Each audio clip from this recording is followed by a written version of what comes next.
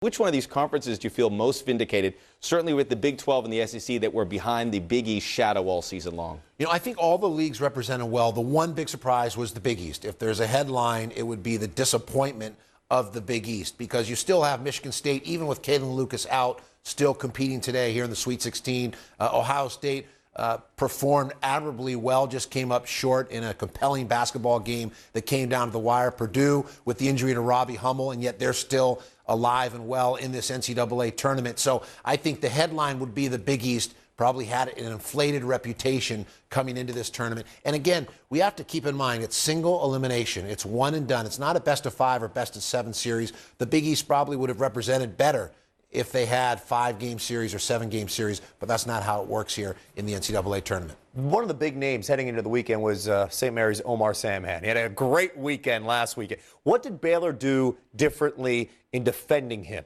Well, it's so difficult to simulate the type of speed you're going to face when you go up against a Baylor. There's nothing you can do in practice. You can show game film. You have your school sessions, scouting reports. You walk through the sets. You can make points of emphasis on the chalkboard during the timeouts. But at the end of the day, when you have the speed kills, speed dominates in all sports, and in particular in basketball, both ends of the floor.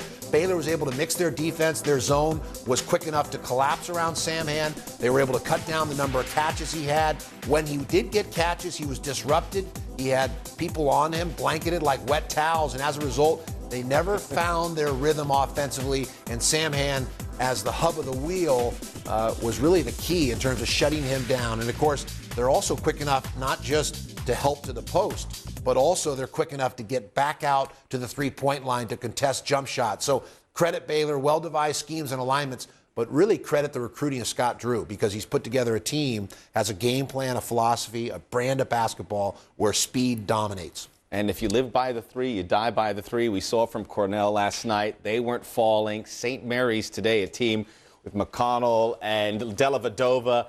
They couldn't get it. 6 of 22 on the three-point range. It really is a case of live and die by that three-point line. Well, and in particular, you know, you're not as comfortable when you're going against defenders that are up in your grill, that are closing out hard on you. You don't have the time to tee up, to square up, to look at the rim, to get the fingers in the seams, to grip it and let it rip with that textbook technique, because you've got quickness coming at you. And so it closes down the opportunities to shoot the ball from long distance. And as a result, there's no question they were not able to generate points from the three-point line.